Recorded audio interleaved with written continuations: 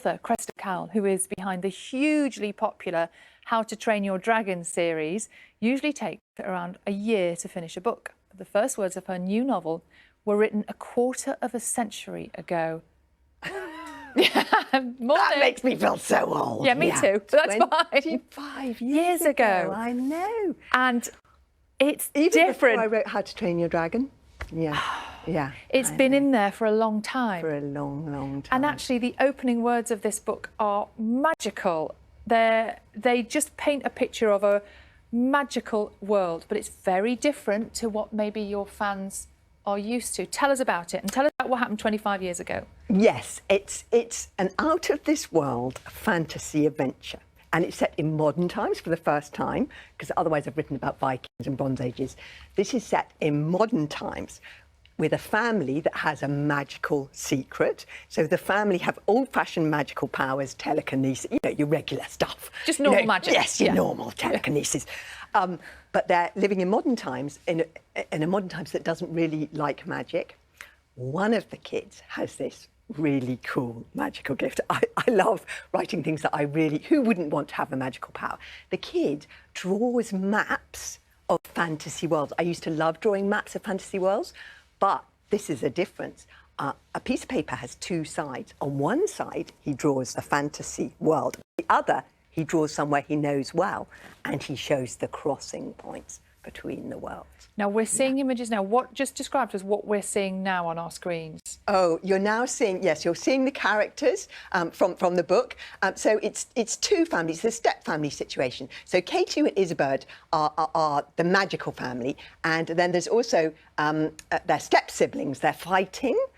The two families are fighting. The one thing they can agree on is their baby sister, Anipek. And when Anipek is stolen and taken into an alternative world, the two families have to work together to rescue her. And there are robots. I mean, I was very inspired here by, programmes like Hitchhiker's Guide to the Galaxy and books like Hitchhiker's Guide to the Galaxy and Tomorrow's World and Doctor Who. There are cute little malfunctioning robots and very exciting, scary robots trying to get hold of the kid who has the gift. And it's just a wonderful world for children to imagine and be in. The words obviously describe this amazing world, but also you've brought with you this morning something significant. This is the alternative atlas. That is the maps. It's a bit battered. It's obviously, it's a work of art, isn't it? What is this and what's in it? Come on, you need to help me. My books are very visual, because kids are often much cleverer than their reading ability. So this is my sketchbook. This is my ideas book. Wow. This is one of the creatures they meet in the fantasy world that they go to visit. Yeah. And the alternative atlas is what K2 creates. But the character creates the magical atlas that enables them to do the crossing points in the world. I mean, I was writing this during the pandemic. This explains why this book found its moment. Wouldn't that have been a cool gift to be able to kind of have a crossing point? Yeah, to go somewhere else. The world, to go, yes. And I make them very illustrated because kids are so clever, but we're competing against the best telly, the best internet in the world. So in order to get kids reading, I make the books really visual. I make them fun to read aloud, to get kids reading for the joy of it, because that's so important in today's world, getting children reading as well as watching films and telly. I know wonderful films have been made out of How to Train Your Dragon, but we've got to get these kids reading as well. So that's why I make them so visual. How did you get then from, 25 years ago when you started this, yes. How did you then get to How to Train Your Dragon, and why did you leave this and come back to it? That's such an interesting, because I suppose stories have their different times, and How to Train Your Dragon, felt right for that time, but because we were in the middle of that pandemic, that escapism, that ability to travel to different planets. I mean, scientists really do think there is life on other worlds, by the way. But that ability to do that, that was the moment. And it's also a story about it's a personal story as well. My father has just died, and it's a story about a family rebuilding itself.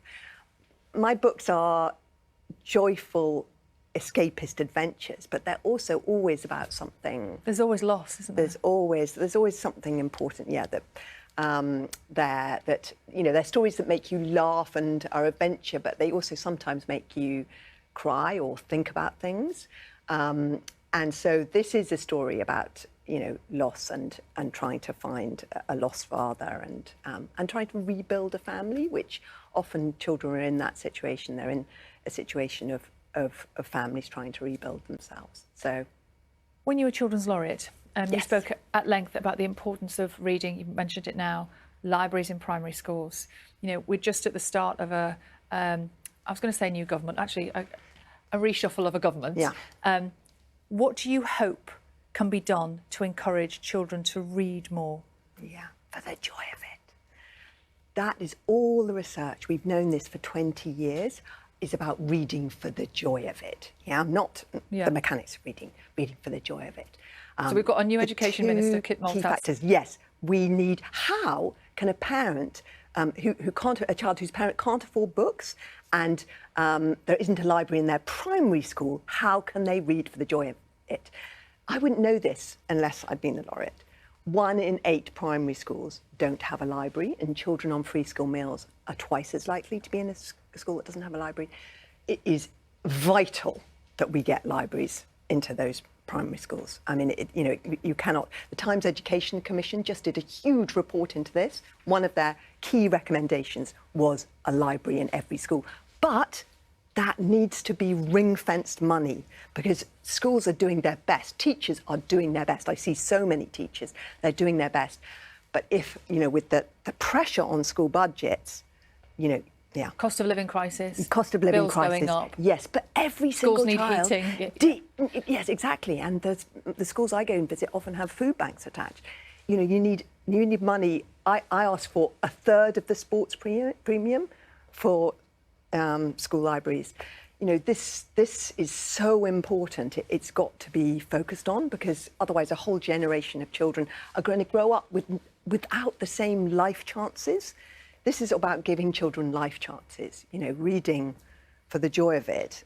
You look at all the research, gives every child the same chance, and that's what our children deserve, I think. Cressida, it's great to talk to you this morning. Thank you so much for coming in to talk about this incredible new book. Cressida Cowell, and Cressida's new book, Which Way to Anywhere, is out on the 15th of September with some incredible drawings in it too. It's beautiful. Thank you. Do stay with us. The headlines are coming right up.